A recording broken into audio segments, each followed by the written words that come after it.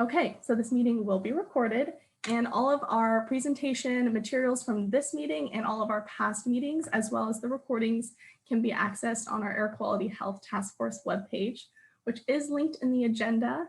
And the agenda was sent out yesterday, and it should be on the meeting invitation. And hopefully that got to everyone. And if you didn't, feel free to send me an email and I will get that out to you. But yes, and it should be up on our Air Quality Health Task Force webpage. So you can definitely check there first. But I see we have a good amount of people on. I think we have enough to where we can do introductions and it wouldn't be super laborious. So we'll kick it off with introductions. If you want to just say your name, your organization, and your title or your position at that organization. And I will just go ahead and go down the participant list that I have, and I will go ahead and kick it off. So my name is Dorothy Gilliam. As many of you all know, I am an air quality planner here at the North Central Texas Council of Governments. And yes, I'm happy y'all are here today. So I'll go ahead and Sue, I see you popped up next on. I did pop up. Yeah. I'm good with my alphabet. Morning, yes. Everyone. I'm Sue Alvarez. I know a few of you, but always good to meet new friends. I'm with the City of Dallas. I'm with our Office of Environmental Quality and Sustainability, and I'm currently as the Assistant Director. Wonderful, thanks, Sue. I will go ahead and hand it over to Emily Asbury. Hello, Emily Asbury. I'm the Environmental Programs Coordinator with the City of Irving. Perfect, and then Erin Moore. I'm Erin Moore with Commissioner Teresa Daniels' office in Dallas County, and I handle environmental issues for her office. Jenny Narvaez. Hi, good morning. I'm Jenny Narvaez, and I'm with the North Central Texas Council of Governments on the Air Quality Technical Team. Perfect. JT Douglas. Hey everyone, this is JT. I'm the Conservation Programs Coordinator with the City of Denton. Kathy Fonville. Good morning, Kathy Fonville. I'm the Sustainability Program Coordinator with the City of Mesquite. Katie Evans. Good morning, Katie Evans, Climate Coordinator with City of Dallas. Kevin Overton. Hi, Kevin Overton, Air Programs and Planning, City of Dallas, Office of Environmental Quality and Sustainability. And then Kate Zilke.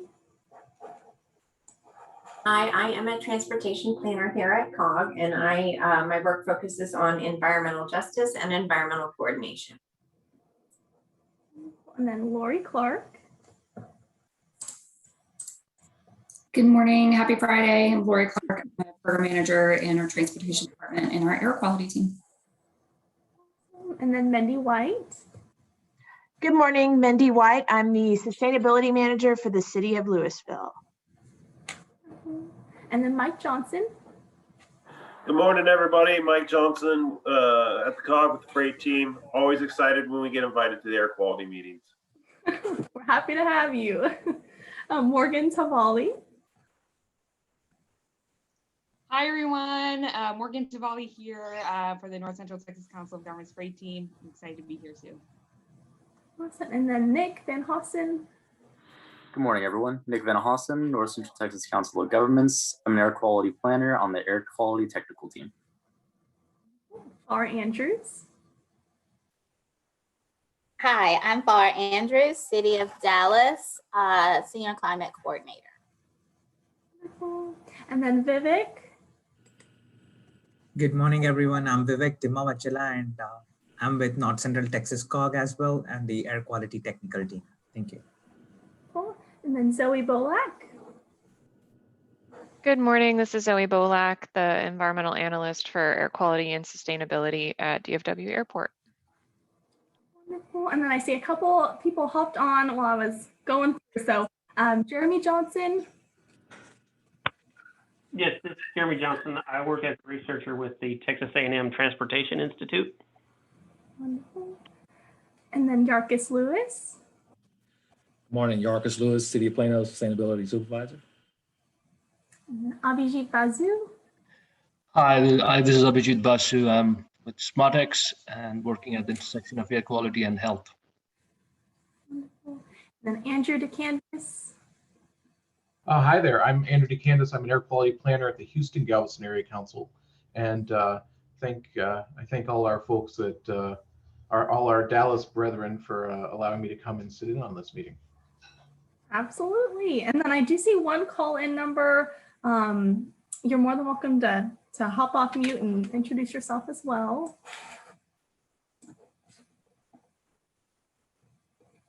And it could just be someone who called in but is also on the line. So no problem at all.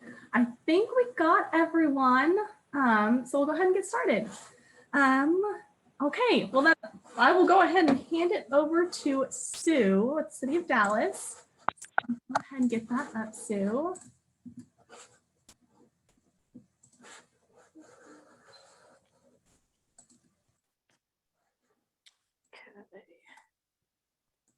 Uh-oh. I know. I think we got it. Oh, wait. Now we got it. It's the true test. I love technology. I love it. I love it. I love it. Exactly. So I'm so glad to be here this morning. I am here largely because of the work of some of my colleagues that are also on this call. And I'm happy to share what we're doing. I will tell you it's very much a work in progress. But I'm willing to share, and hopefully I can learn what some of the other colleagues on this meeting are also doing. So let's dive in.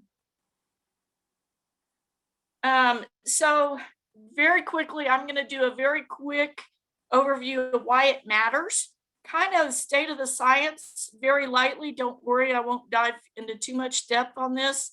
What we're doing locally as part of our Comprehensive Environmental and Climate Action Plan.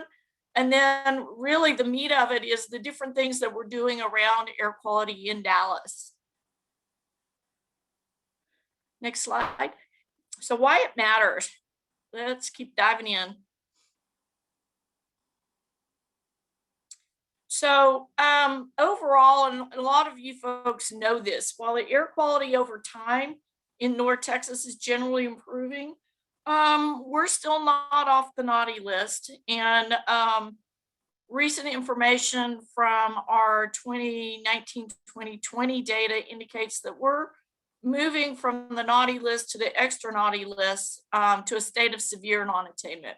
So what this means is that the things that we're doing relative to air quality initiatives gain additional importance, and it means that we need to be doing this stuff now. Next slide. One of the big things that we look at in Dallas is we look at everything that we do under an equity lens. This was a map that we did with some work that we're doing right now with the Nature Conservancy and also the Texas Transportation Institute. The red dots are areas where there is a greater than 28% of absenteeism in schools, correlated with percent poverty. And you can see that's not a very good picture. Next slide, please. One of the other things that we're looking at, and this is the other lens that we use on just about everything we're doing right now in Dallas. And this map does not include last week's adventures, but we're looking at the impacts on air quality emissions, both on a changing climate and as affected by a changing climate. You will see that Texas leads the country in all kinds of billion-dollar weather-related disasters, including freezing. Next slide.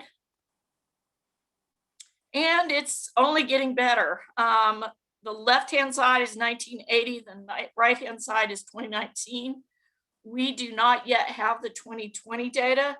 It's gonna be pretty good sized, but you'll see as a country, the last 4 or 5 years, we've been spending between 300 and 400,000 billion, 350 to 400 billion dollars in disasters.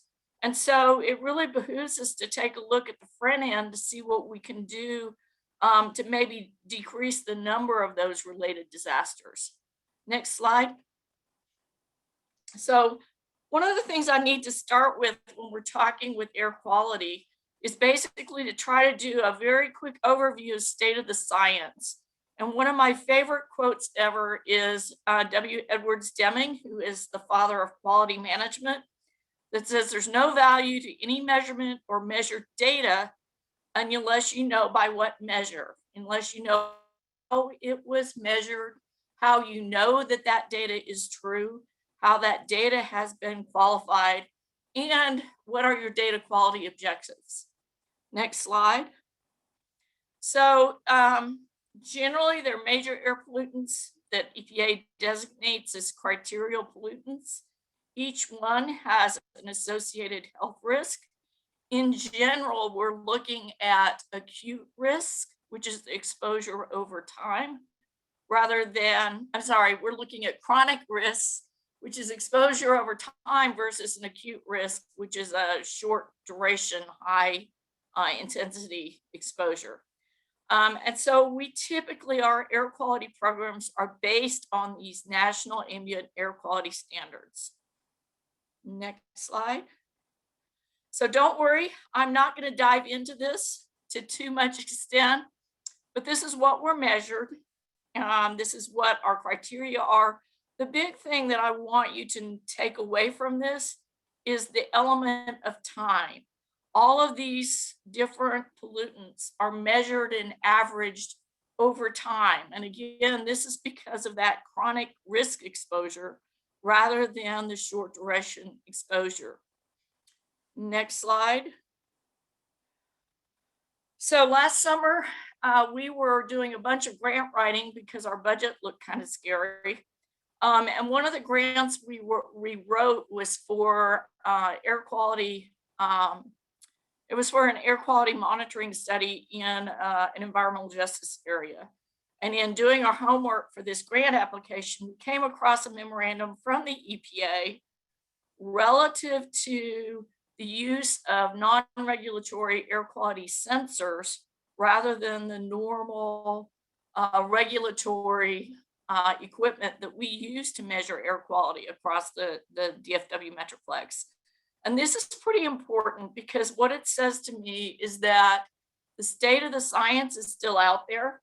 EPA is looking at how we use different types of measurement, looking to assess how accurate these other types of measurement are. And they all rely pretty heavily on a quality assurance plan. So, so in other words, the jury's still out on measuring equipment being used for air quality, in particular related to the regulatory equipment that they're pretty comfortable with. Next slide. One of the other things that I think is really important when you're looking at air quality monitoring is where you're putting the monitors. This is from the Federal Highways guidance on where to place it, but you've got to look at topography, land use, cover, prevailing winds, potential sources, and you want to set it up so that you get a good read on what that data is, and not pick up weird anomalies because of things that you didn't count on when you were citing it. And so to me, this says you don't just plop an air quality monitor anywhere and say it's good. You need to really kind of think about where you put your monitors and what that data is going to tell you. Next slide, please. So one of the other things that is critically important is calibrating your data some way towards a known standard. And to me, that tells you whether you've got data you can use or if nice information, but you wouldn't much credit on it. Next slide, please. I'm getting a note saying my internet connection is unstable. So if I go away, this is going to be interesting. So this is from our climate action plan. It is the goal that we set relative to clean air. We started out our planning thinking that everything in that climate plan was going to help us improve air quality. When we went to the community, they're like, oh, no, not so fast. You guys need to have an air quality specific goal. And so our goal is that all of our communities breathe clean air. And our targets are to meet those federal attainment standards by 2030 and that's going to be harder because we just ratcheted up our compliance status and to maintain that status through 2050. Next slide, please. So in the air quality section of the CCAP, we took kind of a comprehensive approach towards addressing air quality at the neighborhood level. We're looking at installing additional air quality monitoring stations for regulatory purposes, partnering with nonprofits and schools to do non-regulatory monitors so that we can help assess where we are relative to those equity issues associated with air quality. Continue to support and expand the Air North Texas program through COG. And then one of the other things that came up is we had 2 or 3 adventures with what I will call illicit land use. And so we an action for ensuring that new industries are an appropriate distance away from neighborhoods, and that comes from the lessons learned. The work that we are doing involves a lot of internal and external partners. We're working with the COG, we're working with TCEQ, the Nature Conservancy. I saw that Jeremy on the line today from Texas A&M Transportation Institute. We're doing a lot of work with them. I'm going to review some that we've been doing with them, but we're also working with our local hospital and health districts relative to that human health element of this field. Next slide. So the actions underway, we're making really good progress. We have installed a new regulatory monitoring station down off of Pilgrim Drive. We have gotten, thanks to Jeremy, our non-regulatory monitors installed in neighborhoods. We're getting ready to install some down in the medical district for another project we're doing with Texas Trees. As you know, Kevin and Brittany have done fantastic work from our city relative to the Air North Texas campaign. And I just mentioned the environmental data issue. Next slide, please. So our air quality initiatives, I got the grossest, ugliest picture of our air quality I could find for my my intro, but I do want to talk a little bit about some of these different areas. Next slide. So the city of Dallas, under a contract with TCEQ, local air quality monitoring. We operate 2 dedicated local air quality monitoring programs, which is compliance and ambient air monitoring. We're doing those under grant funding. And we've been doing this for about 25 years. Next slide. The other thing that we do is a compliance program. We do air permit applications. We respond to complaints. We look at new source permits and kind of do some following up when somebody next door is out of compliance. We go by and sample it, but we do check it out for the air quality issues as well. Next slide, please.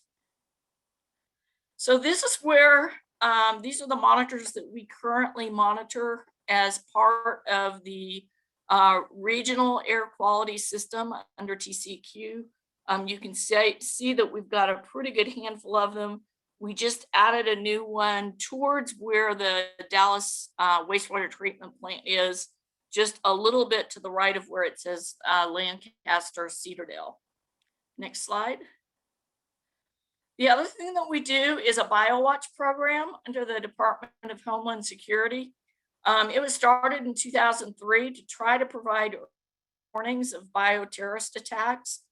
I will tell you that we got flagged right before the Super Bowl and did an investigation there. We also recently responded to it on it. So we do work as a part of this program to kind of keep us safe from people that might not have intent. Next slide.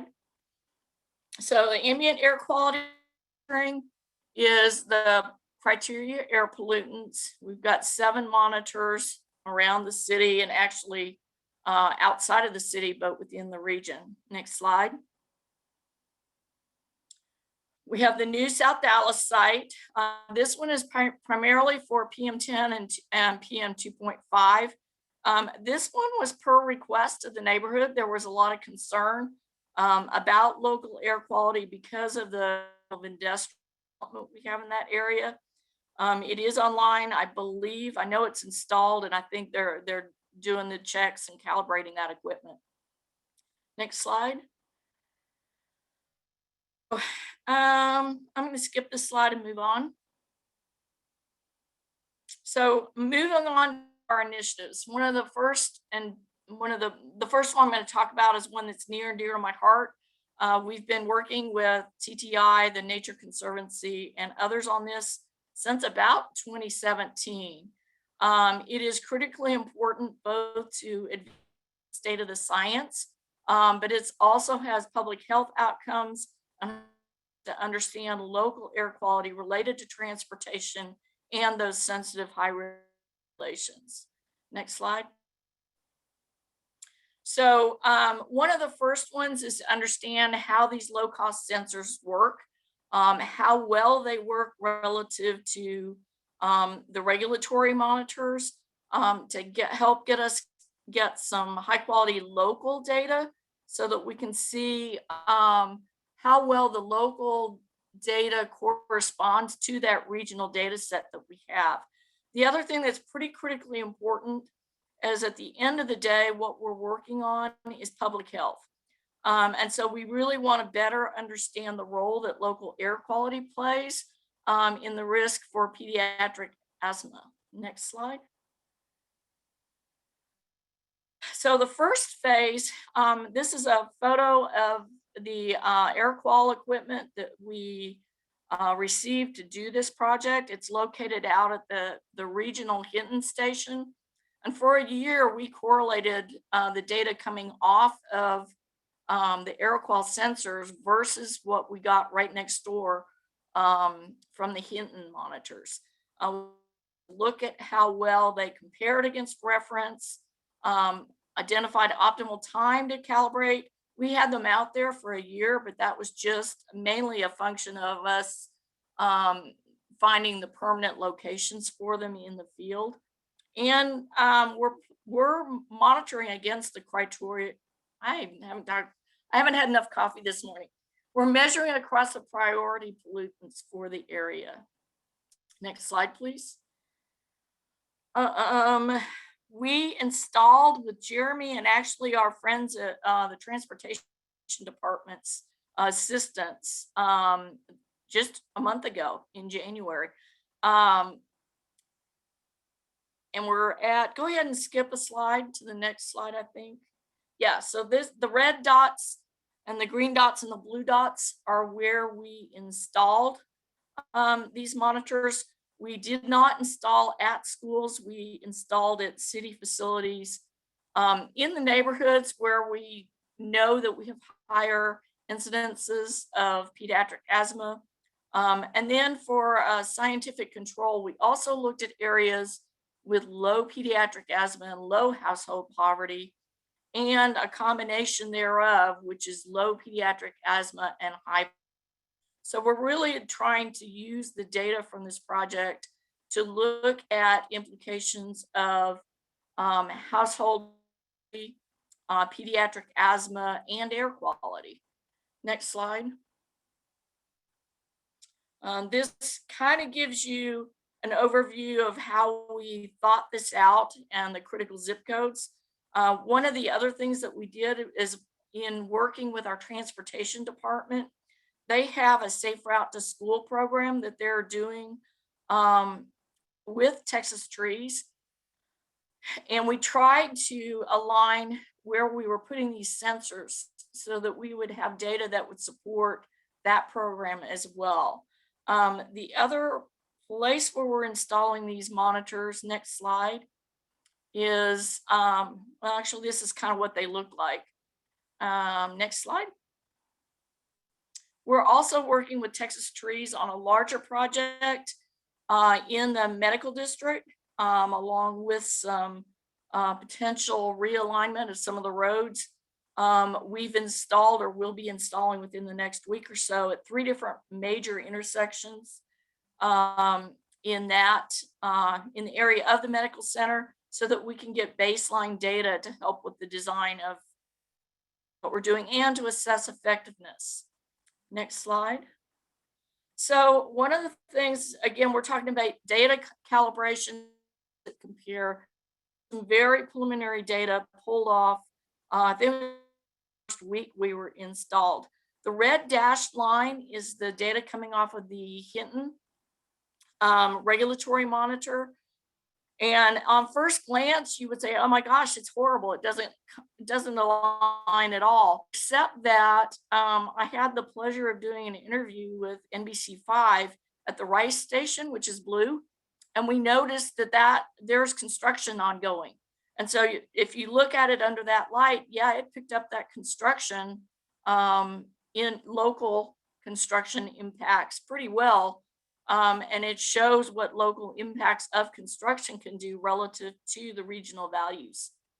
Next slide. One of the other places where we are using lower cost sensors, you may have heard our little project with the Blue Star Recycling site. It is somebody great idea of recycling shingles, except they really got more than they were planned for. So the city is currently cleaning up that site. Because of concerns for local air quality, we installed local air quality monitoring equipment there as well. It's a different type. It's not the air qual monitors, but it is a similar type air quality sensor. Next slide. And we're using this data is actually on our website, so the public can see how it goes. Again, we're calibrating against a TCEQ reference station, and we're looking at VOCs and PM10 and P.5. And thus far, that cleanup has been within acceptable goals for keeping our offsite emissions to less than 1.0.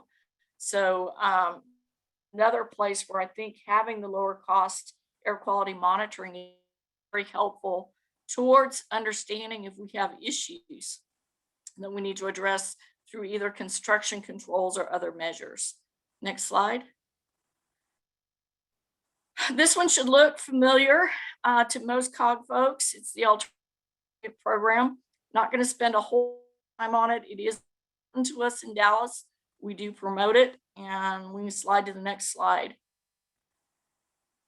Again, it's an online app, very easy to use. COG won't sell your information, and it does help us regionally estimate transportation emissions. Next slide. Some of the other things we're doing is we do have alternative fueled vehicles, and we are looking to increase our fleet of alternative fueled vehicles using VW and other funding. Next slide. We do have a green building program and energy retrofits that are ongoing. This has been around since 2003. We did several of our buildings in 2008 using Department of Energy grants, and we're looking to do some more towards reducing the footprint that our buildings and energy from city buildings has. Next slide. In April of 2019, the City Council formalized a green energy policy that had been in place informally since 2015. We started purchasing renewable energy credits in 2015 as our energy contract. We formalized that so that 100% of our energy is from RECs. That said, that policy also has measures towards converting from renewable energy credits to renewable energy generation. And there are some measures in that contract to help us both promote renewable energy projects and partnerships with others, but also to increase our own energy resilience. This last week kind of illustrated why that's pretty important across the board. Next slide, please. And with that, I'm open to any questions unless you want to hold them to the very end. No, Sue, that's great. Thank you so much. Very informative, and it's always great to hear what you all are doing at the City of Dallas. So I will, yes, let's open it up for questions. Does anyone have any questions for Sue? Definitely feel free to let her know. Actually, I have a quick question, Sue. Okay. So related to the number of, I think it was a national chart of natural disasters. Does the city have any sort of resiliency? This might be a little, I'm not sure if it's out of your wheelhouse, but any resiliency efforts, especially related to the most recent storm, our winter storm, that is really on the city's radar, I should say? Mostly we've been focused on our water system. And I will note that I'm very proud that with the exception of localized pipe breakage, our water system for the most part stayed online. So our water program does do a whole lot of work relative to making sure that when they do their utility vulnerability assessments, that they have a low vulnerability to system stressors. We do have some aging infrastructure, and that's where we out of the water. We did have our challenges. We did have some internal, our own facilities had challenges. I suspect, and it is in our CCAP to look at setting up resilience hubs with city facilities so that when the power goes out, there's a place that has power that people can go to warm up, charge their phones, etc. So I think with the last week, it kind of, while it's been on our radar, it kind of makes it a little more critical, a little more quickly on some of that stuff. Absolutely. Thank you. Okay. I think there's a question about the website where the monitoring data is posted. Is that the monitoring data for Breathe Easy Dallas? Hey, Sue. Or for the you mentioned that the monitoring data for the Blue Star monitor was on the city site for people to see. Is that is that on the same site as y'all's other monitoring data? Yeah, Kevin just put the Blue Star site on the chat. Great, thank the you. other data, we're working with Jeremy from TTI. We do have a data platform for it. It was supposed to be on our big data website where we share all of our data. However, in the time that we started, the tie between our equipment and now, there were some changed parameters, and so we're kind of working through some of that. Jeremy, do you want to, I know you're on here, I saw you. Do you want to add to my explanation? Yeah, I'm here, Sue. Thanks. Yeah, I don't really have a whole lot to add. I mean, we, like you said, like Sue mentioned, we're working on a couple of different options on how to get the data available. So I think we should have it up and available soon. Thank you. The other question is, Chris was asking if there were examples of efforts to put in place as a result of collected monitoring data. I think the challenge is, I think there are some efforts to try to collect it. The challenge is back to that slide on timing. There are systems out there that are doing real-time data. There are systems out there that are doing averaged over 24 hours. There are systems doing averaged over a couple of days. So you've got apples and maybe hamburgers, not even apples and oranges that you're trying to compare. I think it would be really helpful to have this stuff correlated into one big data set, but unless you know how the data is calibrated and what that critical time frame that data point is represented, it's a little maybe challenging to do that because different people are using different data quality objectives and study objectives. Does that make sense? In other words, if I put my purple monitor out in my backyard, I tried to explain it to someone. It's like when you have a bathroom scale and you weigh yourself daily and you think you're doing great on your diet, and then you go to the doctor and they put you on their high quality real medical scale, and it's really kind of sad and disappointing. The same thing can happen with air quality monitoring. You can use your purple monitors and look at what you've got, but your little purple monitor may or may not be calibrated to the regional monitoring. And so you don't really know if what you're seeing locally is accurate relative to what's really going on.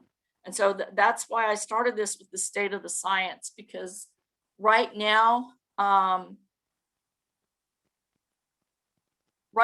air quality monitoring with air quality sensors is a whole new field.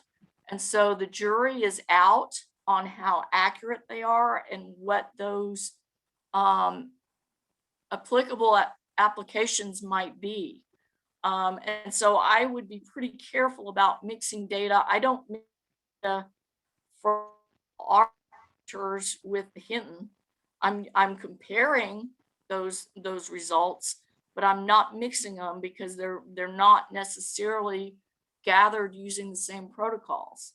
So the jury is out on that. And until you understand what sort of standardization has been done, it's not appropriate to put a 1 hour mean with a 24-hour mean, if that makes sense. Sue, I think what you were just commenting on links to a comment that Erin Mora had put in, and I see Erin just put on her camera, about showing the calibration slide again. So if you can help. Yes, please. Thank you.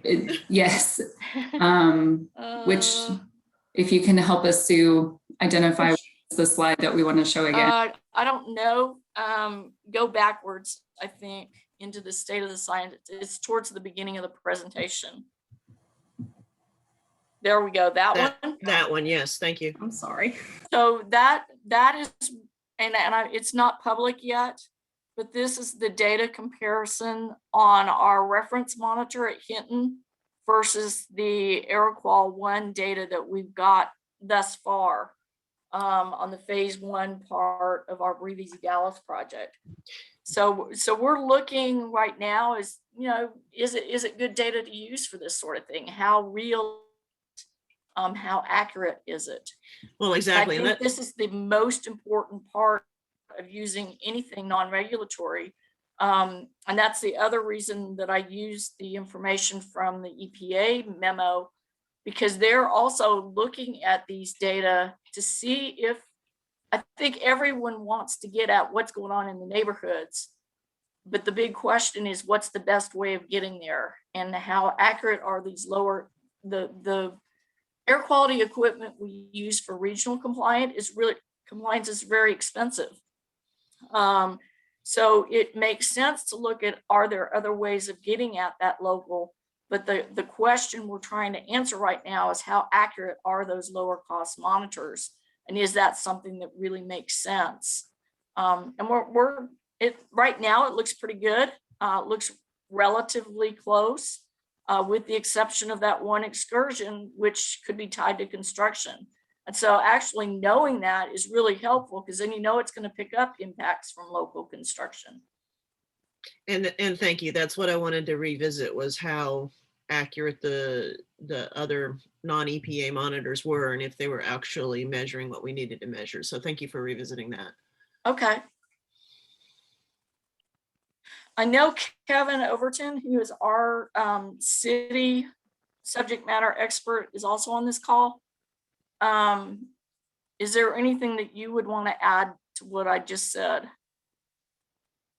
No, I think you got it right on the nose there. I mean, the data is good for solving local issues and tracking trends, it is not good to, I mean, you can't use it to say, oh, this neighborhood was out of compliance over this period. It's just not accurate enough to do that. And there's not enough of the data to track it over the time periods that's required to make that assessment. Those assessments are long-term and made with very accurate, very expensive, very highly maintained instruments. So these just can't do that. And one thing, sorry, if I might add, this is Jeremy Johnson at TTI. I think with these devices, it's really important to understand what the application is they were meant for. And this goes directly to what Kevin was just mentioning. They're not meant to be put out and be regulatory monitors where you're making, you know, decisions on that sort of level. They're to be used in such a way where, you know, you can expand your area that you're monitoring, and knowing that the data is not bad data. I mean, the data that we found at the reference site compared to these cheaper monitors was really good, but you just have to know what to use the data for and what not to use the data for. I think is very important. And this is one of the primary things I think of why this group was created, as local governments express interest in expanding this type of communication to the public, or the public takes it upon themselves from whatever angle to try to kind of self monitor what's kind of going on in their little world. It's about the communication and you know, how when someone has a purple monitor, they have a low cost monitor you can buy on the internet for like, you know, $50, you know, and they see something like, let's say it's off by 24%. What does that mean? How do we respond? What do they do? And I appreciate, Sue, you know, your information here that I think will help with maybe coming up with some potential consistency that you're pioneering. I think Plano and Yorkis is kind of getting into. And then for those that are interested, or it spills over into their area, how are they going to react when someone calls the office to say, oh my God, my monitor is buzzing red, when, boy, that monitor that you had is like 50% error, you know, statistical error prone, you know, okay, we'll go look. So this is a really great conversation in terms of, because there is a movement and there's clear interest to have a more you know, homegrown type monitoring assessment for themselves, and it's how do we react and how do we respond, and what's the communication to folks with these types of things. So thanks, Susan, for covering all this information. Sure, hopefully it's helpful. I've got one quick question, Sue. So a lot of the air quality information is also historically available.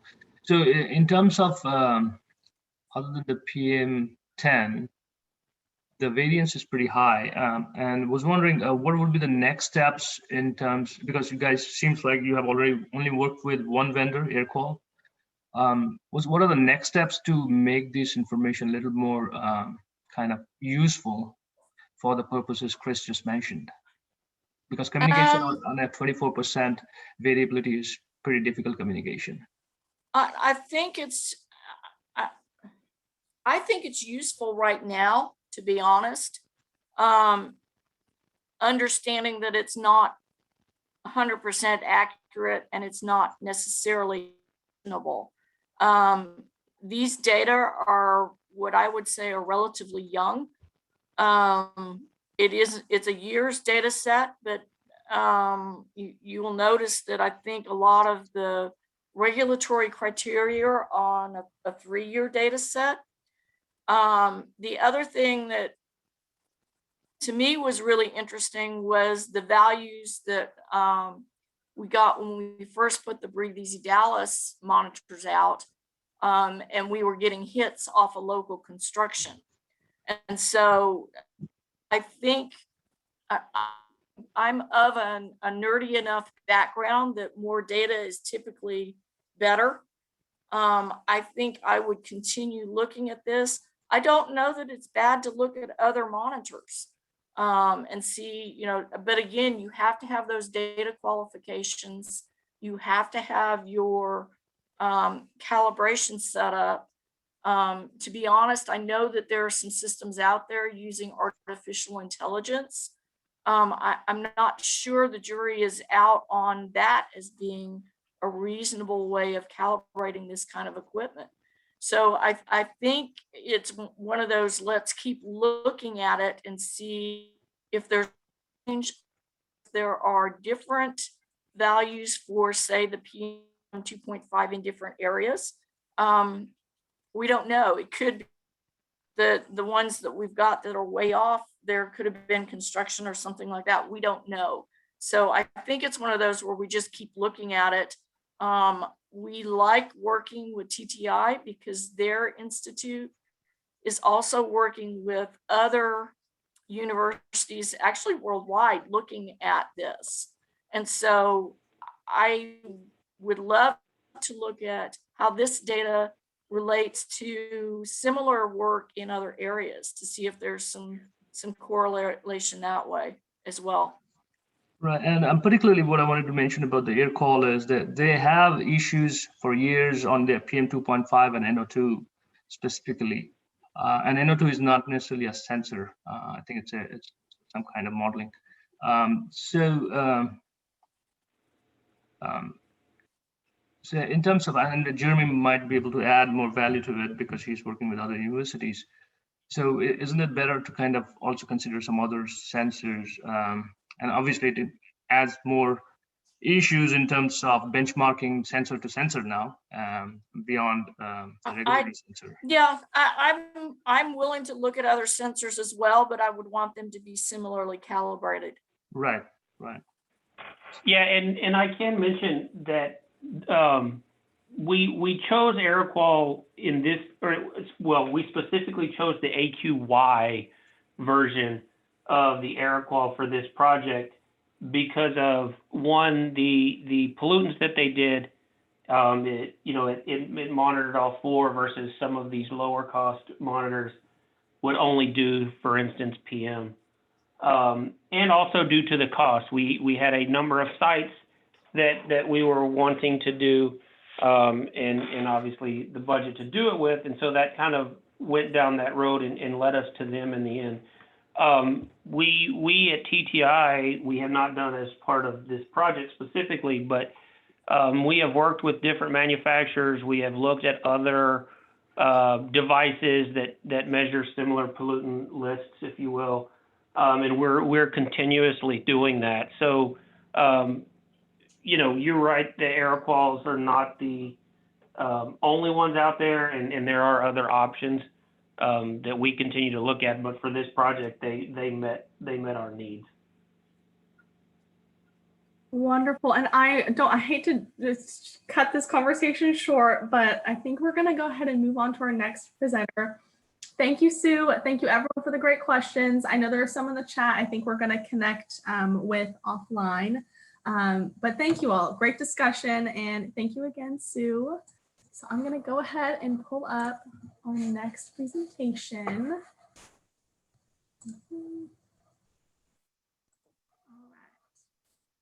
Next up, we have Morgan Tavalli, and she's going to be talking about the freight land use compatibility analysis that the freight team at COG is working on. So let me go ahead and share. That would be good too. There we go. All right, Morgan, it is all yours. Awesome. Thank you so much, Dorothy. And hi, everyone. I'm so excited to be here today and presenting. Like Dorothy said, my name is Morgan Tavalli, and I work for the North Central Texas Council of Governments Freight Team. My colleague, Colin Moffitt, could not be here today, so I'm going to be presenting his freight land use compatibility analysis. Next slide, Dorothy. Thank you. So here is just an overview of our kind of like our work scope of how we got into this analysis. So we first did a literature review. We looked at the FHWA Freight and Land Use Handbook. We also looked at the TRB publications or the Transportation Research Board publications. and then also looked at the comprehensive plan review. Once we completed that, we went into the data collection, we went to site visits, we did policy research, we looked into our freight facility and FTZ inventory, and also potential freight land use identification areas. And then once that was complete, we went into our analysis.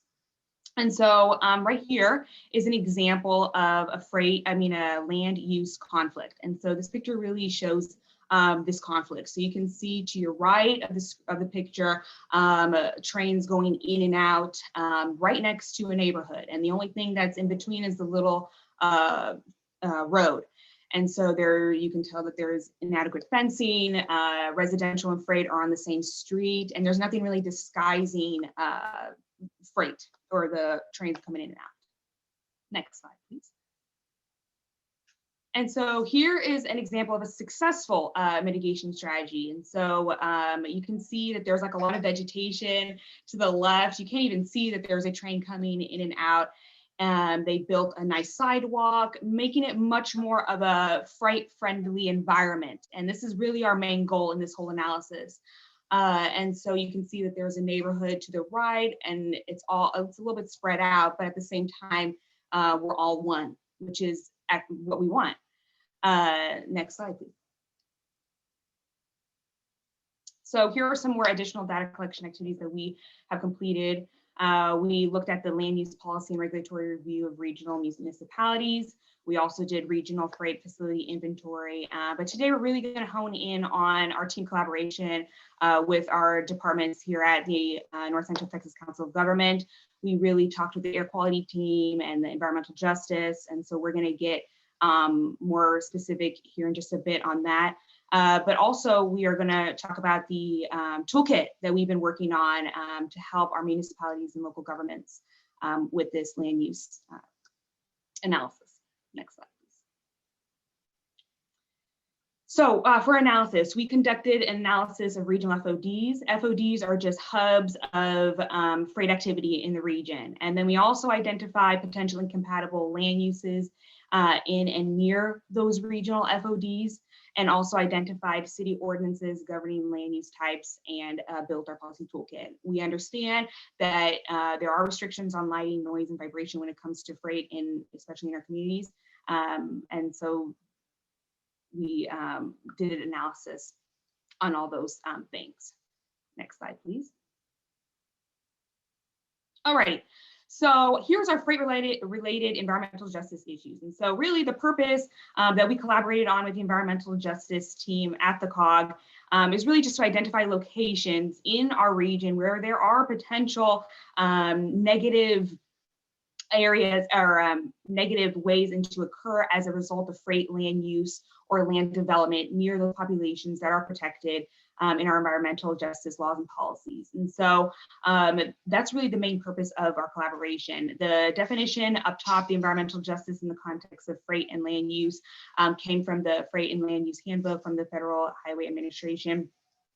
And it just describes that the equitable distribution of benefits and burdens of the government policies, programs, and investments. And we just want to make sure that's full and fair to everyone in our community. Next slide, please. Okay, so this analysis addresses many things. It addresses the prevalence of freight facilities in the EJ areas, proximity of freight facilities to schools, presence of freight railroads in EJ areas, what have you. And this is really important to notice because when we want to put sites of freight or land use, we want to make sure that our communities are happy with it and we are making the right moves for everybody involved. Next slide, please. Okay, and so here's a map that kind of shows freight development and our EJ areas in our region. So you can see that the little highlighted yellow spots are above regional average poverty populations. So these are your populations of poverty. And then the blue, the little light blue highlighted sections are the above regional average minority populations. And then the green is the above regional average, both minority populations and poverty populations. And those little red dots all over the map are your freight facilities.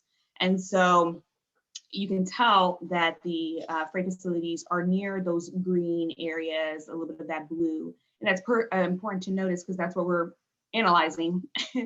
Next slide, please. Okay, so here are our findings. There are many findings, but I'm going to just hone in on these three. There are freight facilities are on average 1.66 miles closer to schools in EJ areas compared to non-EJ areas. And then a little less than half of all regional freight rail miles run through EJ communities. And then about 3/4 of regional distribution, manufacturing, and warehousing facilities are in EJ areas. And so the North Central Texas Council of Government recommends some areas to emphasize. Number one being school proximity to freight facilities and railroad infrastructure. Number two would be freight infrastructure proximity to historical, social, and cultural assets. And number three is the proximity and interaction with nearby ecological features. And I know we have a few people in our municipalities on the call, so I wanted to talk in just 1 second about our freight planning toolkit. This will help to mitigate negative externalities and ensure that vulnerable populations are not negatively affected by land use conflicts. Next slide, please. All right, so here's the policy toolkit. Really, the purpose of this is to identify key policies for municipalities, the local level, to consider when seeking the quality of freight land uses within their jurisdiction. Sorry, a little bit of that's cut off. And so there are 4 steps to this freight policy process. Number one is develop a community vision for freight and industrial land use. And so I highlighted community because I'm really trying to hone in on this presentation the importance of having our community involved, and especially when we're dealing with this land use conflicts. And so step 2 would be the comprehensive strategy of freight facility site selection. So where would this freight facility site selection come into play, and the evaluation of that. And then step 3 would be the site design regulations. So what are the regulations in this specific town, in this specific city, what have you. And then step 4 is the communities codify the desired ordinances. So what do the communities want? You know, what do they want? Lights out? Do they want no sound? What have you. Next slide, please. Alrighty, so using this toolkit, this is really designed to be easily referenced on an as-needed basis. It's very user-friendly, and we created to help assist local governments in evaluating these policies. We really created a rating tool, and it can be used at any time during the 4-step process. And the next slide will kind of describe it a little bit more. So this policy rating tool is divided up into 3 sections. Number 1 is cost, 2 is time required, and 3 is impact. And from there, it's ranked low, medium, or high based on specific guidelines. I'd be more than happy to share with everybody. So I gave a couple of examples that everybody can kind of relate to. Number 1 is freight inclusion and community outreach programs. So according to the specific guidelines, cost would be low, and this is all depending on, you know, your own city or municipality. 2 is time required, or time required is low, and then impact would be medium. And so you can kind of see, would this be something you'd be interested in or not? Since you have cost is low, time required is low, and then the impact is medium, it might be beneficial for your community. 2 is address local truck parking availability. Cost would be medium to high, time required medium, and impact would be medium. And again, that is all based on specific guidelines that are outlined, and I can definitely share that. Next slide, Dorothy. Alrighty, and so here are the output of the so here are the results and the recommendations of this of the study. So really, it's important to go ahead and notice that this was going to list out potential sites for future freight activities. It will also address best land use practices for the region's FODs, includes environmental and air quality improvement strategies, and also just to educate with fact sheets and educational material illustrating the importance of this topic. Next slide. And so what do we have left? Well, for our next steps, we need to finish out this policy toolkit, and then we need to finish out our final report, and then we'll be done. Any questions? Awesome, Morgan, thank you so much. I think this whole analysis is great to put into perspective, and then having the whole element of environmental justice and looking at those impacts is great. And I think it coincides with this group and our interests as a whole. So thank you for taking the time. Good. Does anyone have any questions for Morgan? I do see there was one question in the chat. Do you know if that freight related EJ analysis map is available online, Morgan? Do you know by any chance? I know we have the EJ layers on a GIS map online, but I wasn't sure if the freight map was on there as well. That is a great question. I know that it is, I'm sure I can get it to you. I don't think it's online right now because the report hasn't been completely finalized, but probably when the report becomes 100% ready to go, I can definitely get that to you. But yeah, I can provide that. Perfect. No, that sounds great. And do you guys have a timeline, potential timeline for when that report will be completed? That's a great question, Dorothy. We are hoping that it is early springish area in the wheelhouse, in the foreseeable future. How about that? Wonderful. That's good to hear. That's perfect. Okay, well then I'll open it up. Any other questions for Morgan and this analysis at all?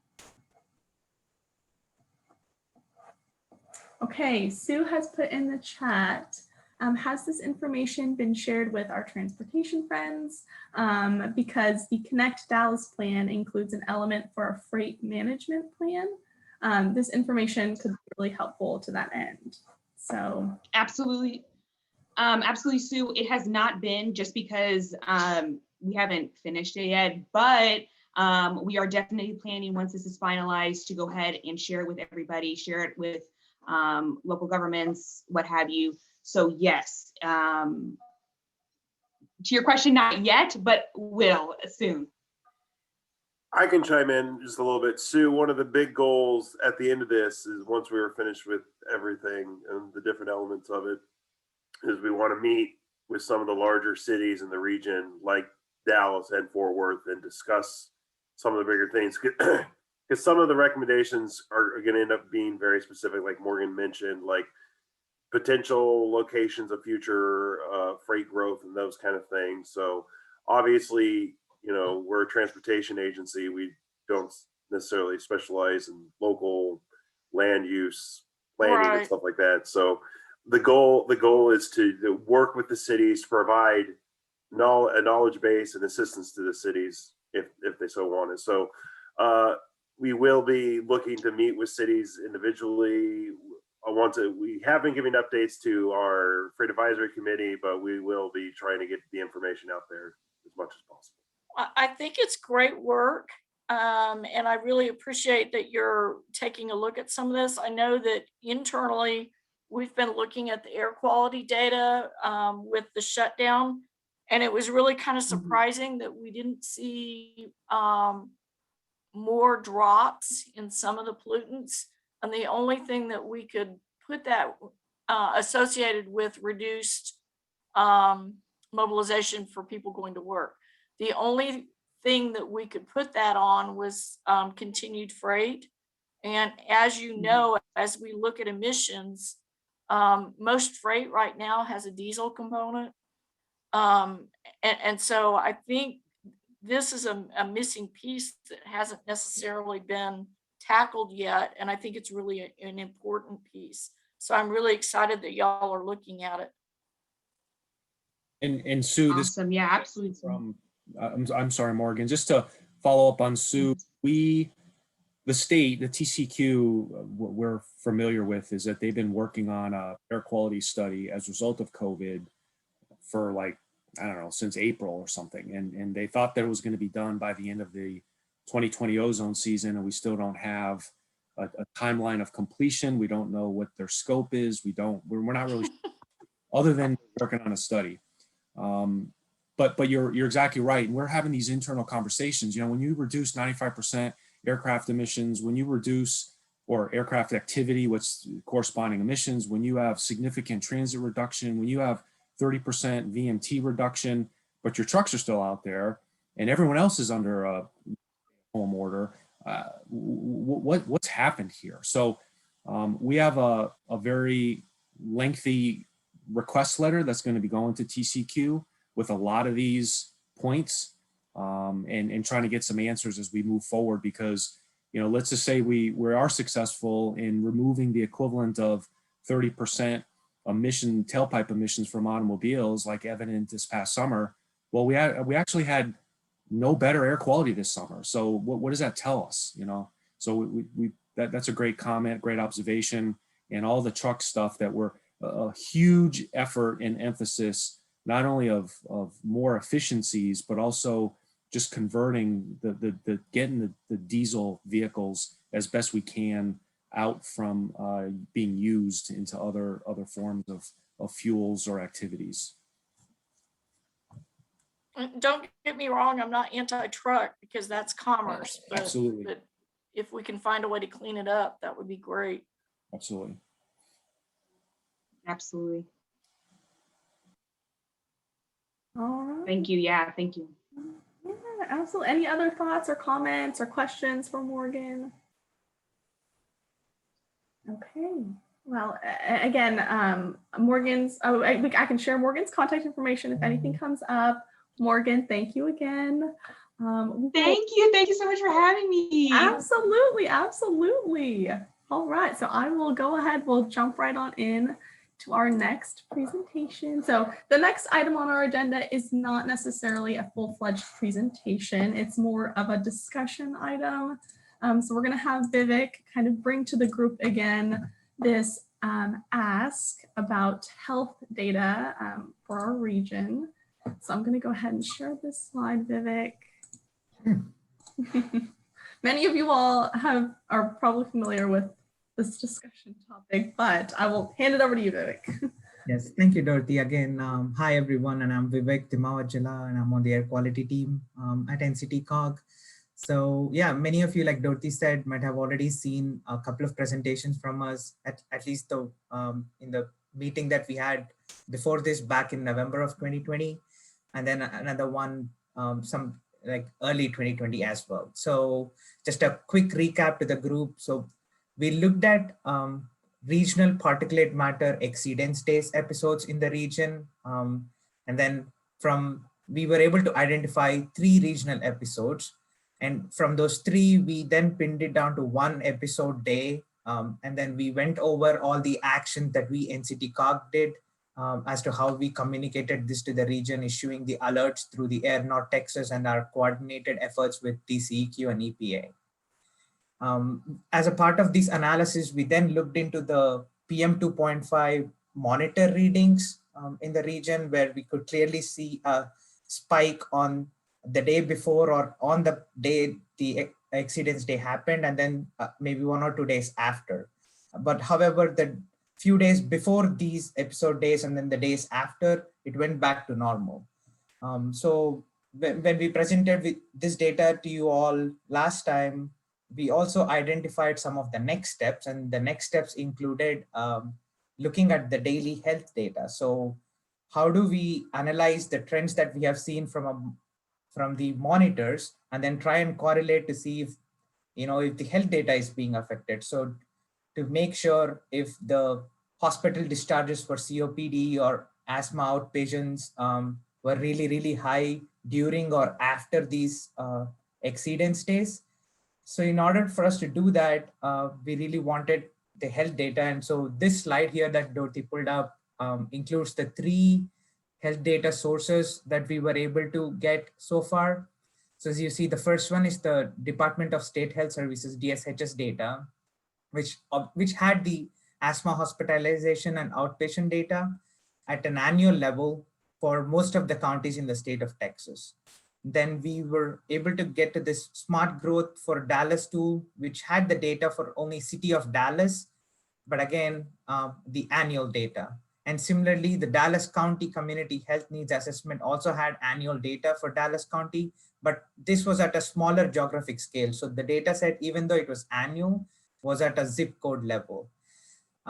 But now for us to really move forward with the next, the next analysis that I have just briefed, where we really want to look at the trends for the few days right before the exceedance day happened, and then on the exceedance day and the days after, we are really looking for health data on a daily level or weekly level. So we are still on a lookout for that. So we just want to take this time to open it up for discussion and see if any of you here have any insights, thoughts, or any data resources that will help us get to the health data for daily or weekly to move forward with the analysis.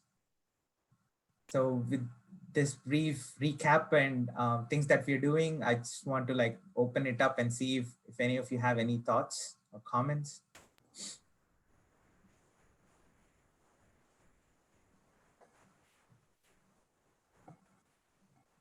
Hi, this is Heather with DSHS. You can request the hospitalization data, the research file. I think it has to go through IRB review, and I know there's a fee associated with it, but I can try and post that link in the chat.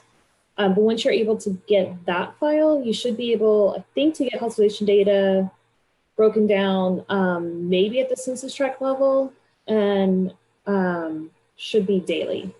I'm not positive, but I can post the link of the route to get that data. Thank you, Heather. I think, yeah, we'll look into that, and that might help us. Thanks for that. Yeah, that'd be great. Thanks, Heather.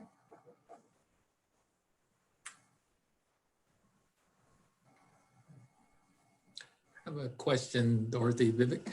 The DFW Hospital Council, have they been contacted to see if they can help us go directly to the hospitals? No, I don't think we have really reached out to the hospital council per se, but I know we had representatives from Parkland and other, I don't know, community health plan, before in the meeting, who offered us this daily or weekly data. However, we are just unable to gather that information from them yet. I understand all these hospitals are really, really busy right now, but yeah, we haven't had anything from them yet. But Yarkas, if you, do you have a contact for some, for whatever you're suggesting now that we can pursue? No, I just put it in the chat, but I've seen the president speak over the last year on different issues. So that's what brought the organization to mind. But I just put the link in the chat. Okay. Thank you, Arcus. Thank you.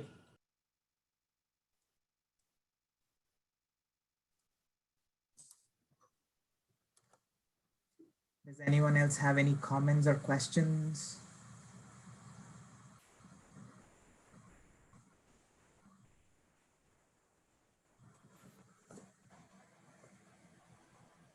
Okay, Lori, did you have a question or comment? I'm sorry, I saw you come off mute.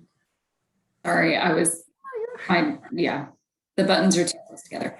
I was just gonna, if others don't have any ideas right now, if you can continue to keep this in mind. We've gotten, JT, I know you've sent us a couple of suggestions of names to reach out to. Thank you very much. I know we've reached out. I don't know if we've gotten the information back yet, honestly, but the more we can get a personal connection to some of these organizations, the better. So if anybody ends up meeting somebody from the DFW Hospital Council or meeting somebody from some of these other institutes, that you could make, an email introduction between our staff and them that we can then pick up and follow up on, that would be very much appreciated.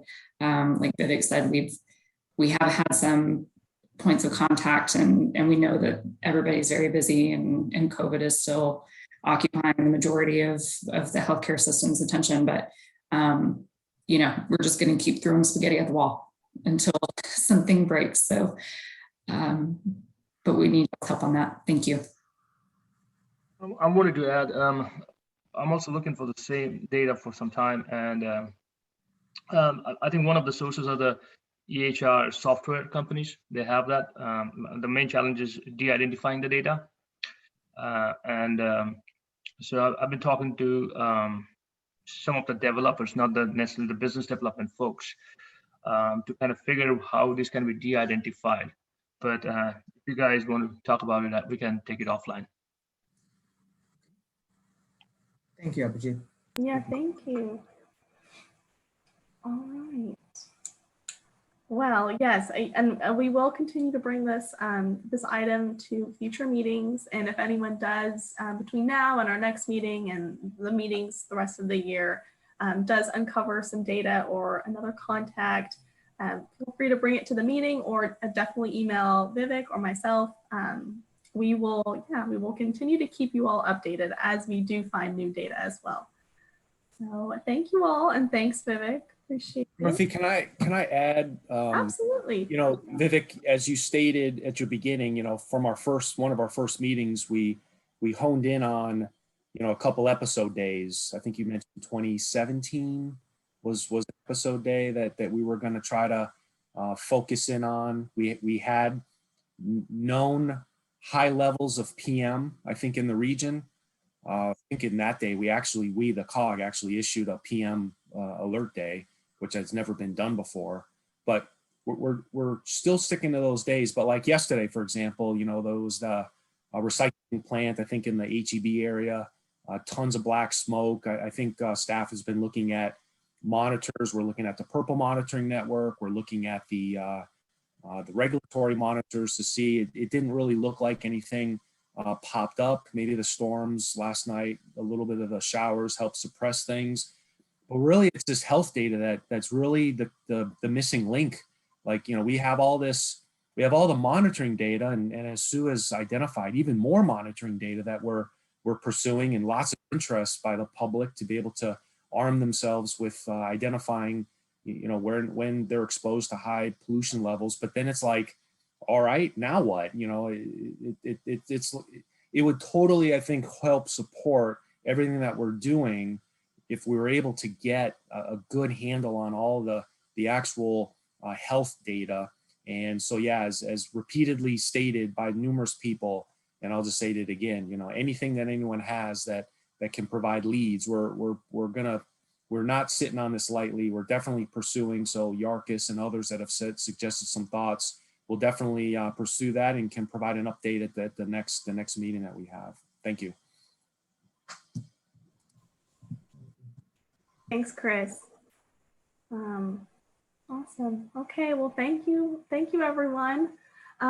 So with our last presentation of our meeting is supposed to be Dr. Stephen Mattingly, who is a professor at UTA, and he is the lead on a project we are doing with them, a university partnership project that we are working on with him and his team that many of you all are familiar with. We keep bringing him and his presentation updates or project updates to this group. So he is not on the line yet. He had a has a meeting currently, supposed to make it out in time. I don't know if he will make it out in time, but if anyone, yes, Lori, go ahead. Everybody knows when I turn my camera on, that's a cue. Say something. So I was just going to say, Dorothy, I know we're still waiting for him, but I do think we had a couple like other items that we wanted to just share information about at the end. And so if we're thinking he may be here in just a few minutes, perhaps we can hit those items. But I think you were maybe about to do something even better, which is to just open this to if anybody wants to bring up a discussion topic, or if anyone wants to help us brainstorm key topics for the next meeting, I think we could certainly have some discussion around that too. Yeah, thank you, Lori. Absolutely. We do have time at the end of our meetings. We dedicate some time to other updates. So this is a time that anyone can really kind of share any air quality, health, data related, well, truly anything related to what we've been talking about, what this kind of group focuses on. Bring any updates to the group, any discussion topics. If there was a question that you thought of on a presentation that you didn't get to answer, that we have time. So definitely just going to open up the floor to anyone who has any thoughts or comments. This is Emily. I know this is only partially related, but I was just wondering if there's any update on the Volkswagen fast charger money. I know we had talked about previously sometime in 2021. I was just wondering if you guys have heard anything about that.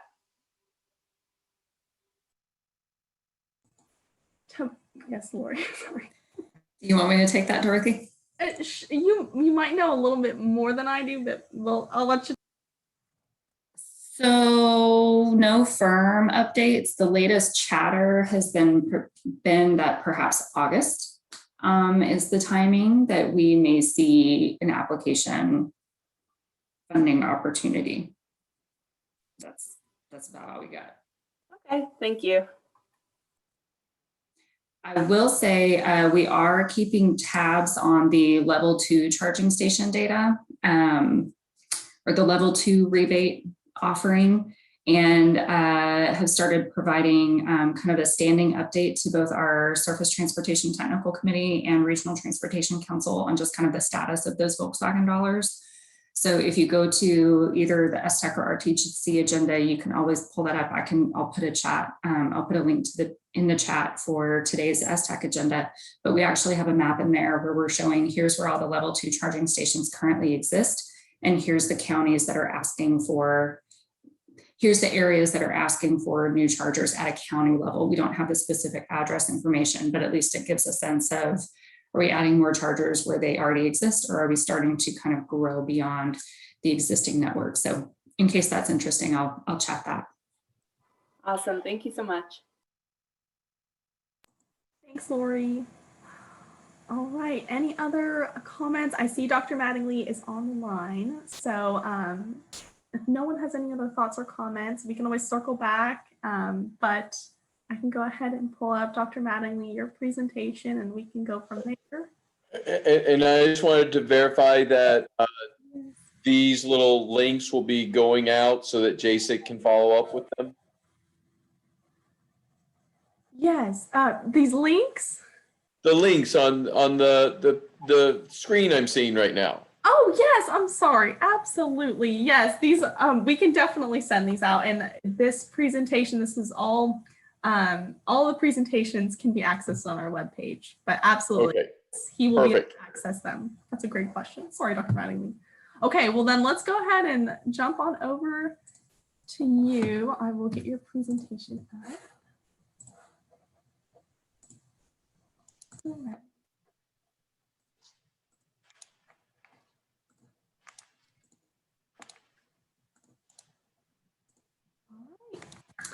So Dr. Mattingly, it's all yours.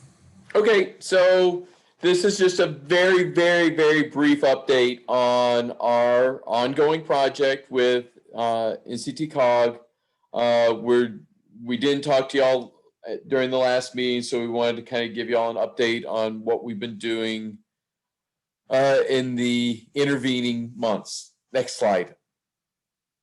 So I'm going to talk a little bit about the sketch planning methodology that we've developed for assessing project level emissions, where we're at on the meteorological data, and where we're at on the access to the CDC data, and then our future steps that we still have in the upcoming quarter to work on. Next slide. Okay, so for our sketch planning methodology for the project level emissions, what we're trying to do is create a methodology that would be suitable for NCTCOG to be able to use in the future for doing a little bit micro level analysis of exposure and emissions impacts based on individual project level analysis without having to do a full-blown project level analysis and simulation of a roadway so that they can determine whether it's worth investing any more time and energy into looking at the details of what the impacts are at a project level, as opposed to having to resort to simulation for everything. So we're using operating modes profiles that are based on facility type and congestion level to classify the percentage of vehicles that will be up in each move's operating mode. I know that goes way over the head of most people, but that's what the goal is. And then we're also working on determining our emissions by vehicle type. And so once we have the vehicle types and the congestion levels, which we can extract using some volume data, our goal is to develop this. Our goal is to be able to directly estimate the vehicle emissions on a vehicle per mile basis. And then we're currently working on a model to determine the vehicle mix by link for the network. So we're taking the existing vehicle mix data that NCTCOG and TxDOT have, and we're working on developing a model to be able to link those to some land use, the roadway type, and a few other factors to try to see if we can simplify the approach for estimating vehicle mix throughout the network, especially when we've got very different time frames for a lot of the vehicle mix data that's available in the DFW area. And then we're going to use all of the things that we've talked about in the first 3 bullets, and then determine our average daily emissions based on the AADT that we can see for each link in the network. So that's where we're at on the emission side. Next slide. On the meteorological data, we've got our AirMet code all set up. Our air surface code is largely ready. However, we need this Hexagon ERDAS Imagine software, which Hexagon keeps telling us that UTA has a license, and UTA keeps telling us they have no earthly idea what Hexagon is talking about, and then somehow we are getting caught in the middle of this ineffective communication about the licenses that UTA owns. We were strongly considering buying a license, and then the company told us that no, you've got to go back to your university because they really do have licenses and you should have one. So this is now a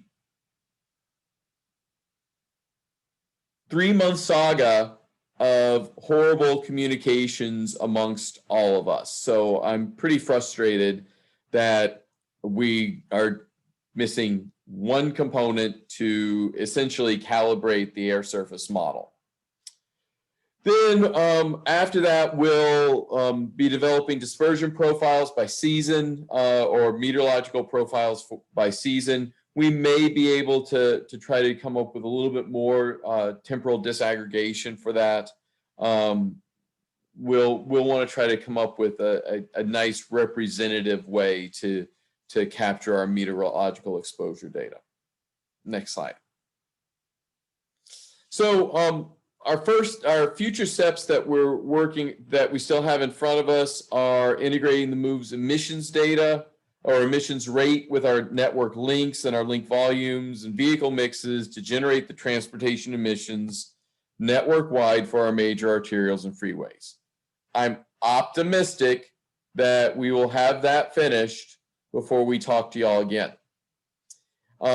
We are then going to use our line with the emissions and the meteorological data once we have that problem sorted out, to develop our plumes, our exposure plumes for the transportation network.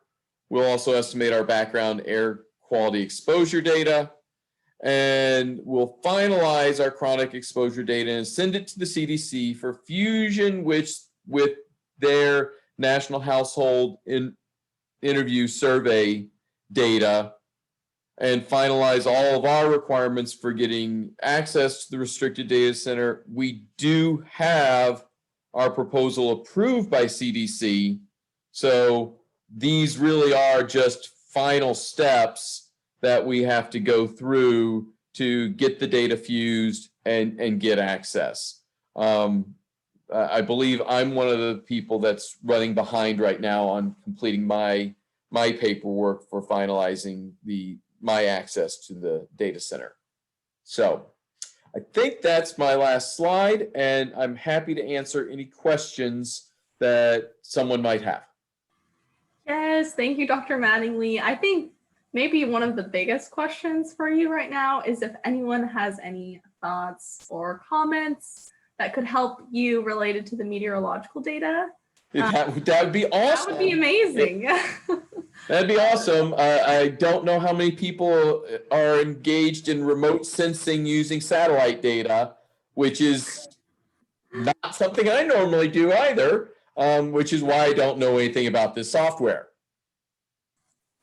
Definitely, no, understandable. Does anyone have any thoughts or comments for Dr. Mattingly and his team?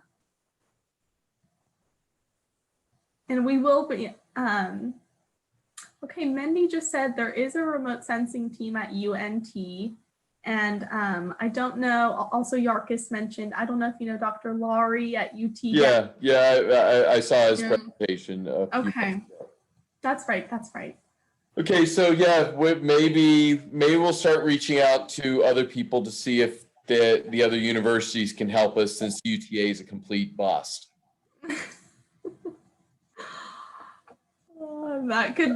Maybe I should copy OIT on it when I start contacting the other universities. That could be a next step. Yes. So, okay, great. Any other thoughts or comments, anyone? And yes, Dr. Mattingly does provide updates at our meetings pretty frequently. So hopefully by the next quarterly meeting, you will have made some progress, fingers are crossed, related to specifically not only the meteorological data, but getting all of the data you need for the CDC. So, okay. Oh, Abhijit, I see you are unmuted. Just wanted to kind of mention, and I can take this conversation with Steve offline. I'm trying to get into partnership with NASA. They might have some suggestions as well. That'd be awesome. Very good, very good. Great. All right, well, thank you, Dr. Mattingly. Thank you for hopping on and for giving this overview. If no one has any more questions for Dr. Mattingly, we can kind of get ready to wrap up here. But any other, kind of going off of our previous discussion, if there are any other items that anyone wants to kind of talk about, bring up, discuss, there is a link that in the agenda I posted to a study or a report that came from the Census Bureau, the US Census Bureau, talking about the exposure to particulate matter pollution and the long-term effects that it can have on multiple generations. So multi-generational pollution impacts. We thought this was pretty interesting, especially coming from a federal agency. So if you guys have a moment to take a read, it's a pretty quick report, quick paper. Actually, it's not a paper, it's just I believe an article, but it really just talks about the exposure to fine particulate matter and how it not only harms those that are directly exposed, but it may also indirectly impact the economic health of the directly exposed children and their grandchildren. So it's a pretty interesting study. Just thought we would share that with you all. And I see Yarka shared something in the chat. But yes, any other thoughts or comments? I've got two. One is a kind of I'm looking for a person or a contact in Collin County. There's a situation where developers, in order to build new construction, are clearing up land, and what they're doing is they're burning the trees that they're felling. So what I wanted to ask is, what is the kind of city, county, and this is in Collin County that's happening, way to kind of help them or incentivize them to not do so, because all the plume and smoke and debris is kind of going into resident backyard and people are breathing it. So I know it's over the regulatory PM level, but I talked to the developer and they said we don't have any incentives not to do so. And it's very expensive to haul. So wondering if anybody has any idea. I sent an email out last night to Laurie and Chris as well, but wanted to ask if anybody has any ideas on that.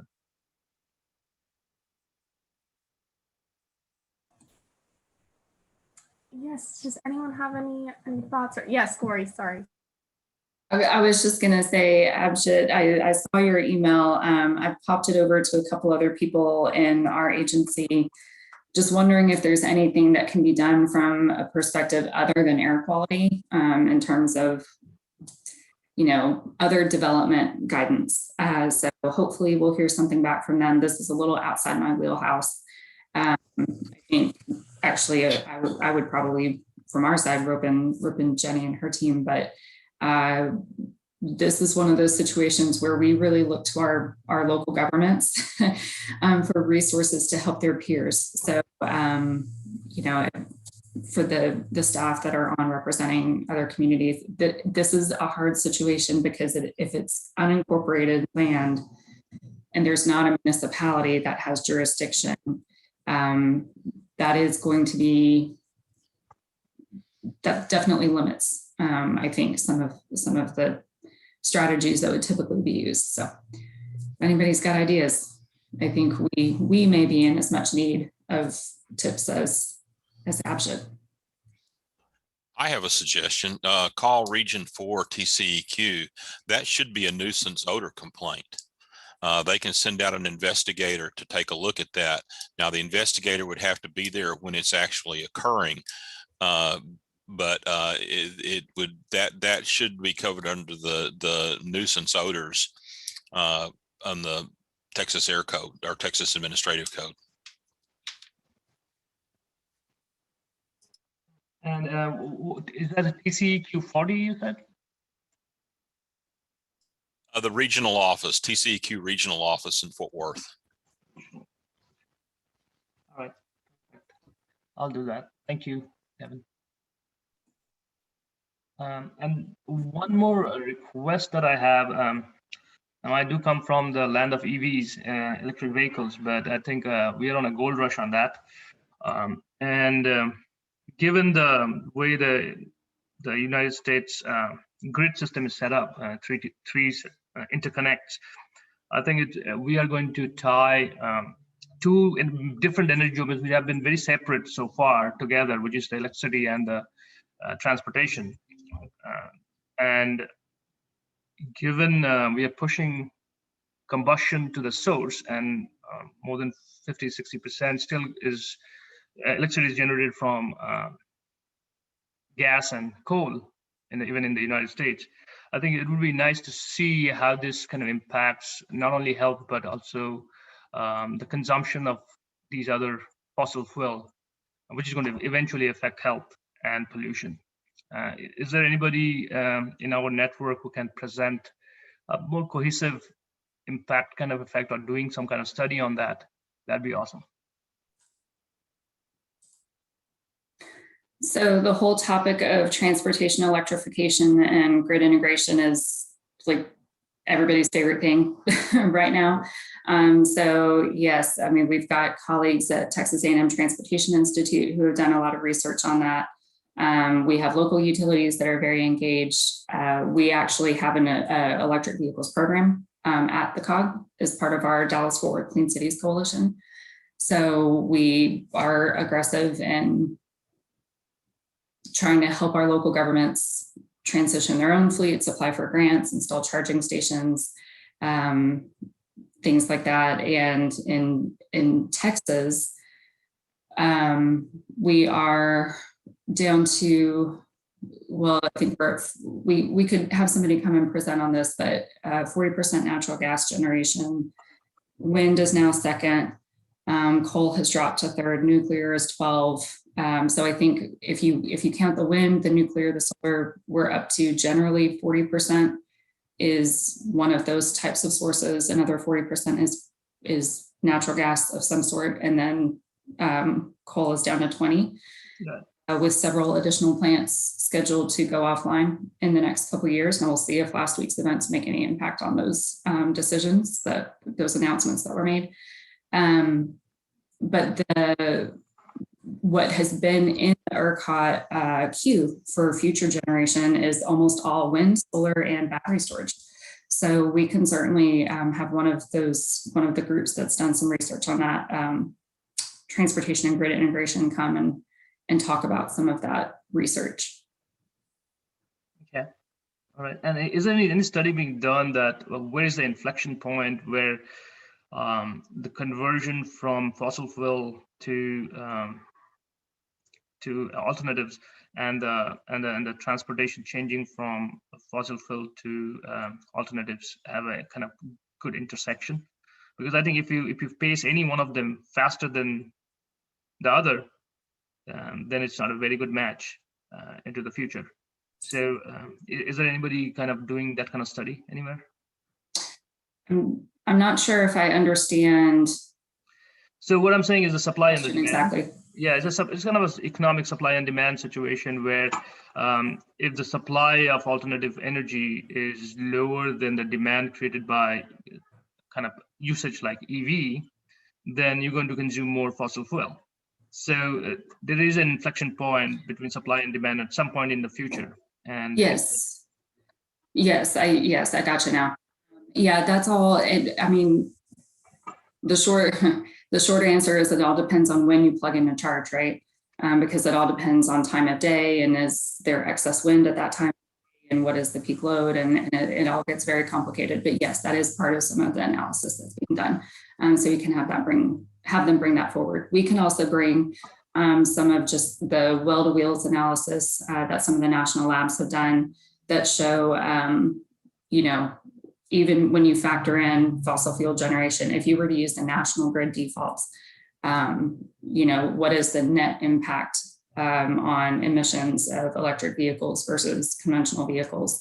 And then, Texas grid being marginally cleaner, we would have marginally better benefits, but it's all very nuanced. Yeah, we can bring that. Perfect. Thank you. Absolutely. Great point and great questions. And if anyone has any other suggestions on topics or presentations that you would like to see us bring to the group, we're always more than happy to take suggestions and really work on getting those presentations. So thank you. That's awesome. Those are great. Okay. If no one has any other questions, Abhijit, I see you're unmuted. I'm just going to. Oh, no, that's okay. No problem. Okay, well, I know we're definitely finishing a little bit early, but thank you everyone for joining and being a part of our first meeting of 2021. Again, this meeting is being recorded, so we will post, as soon as the meeting is over, we will work on getting the recorded posted to our Air Quality Health webpage, along with all of the presentations and the presentation slides.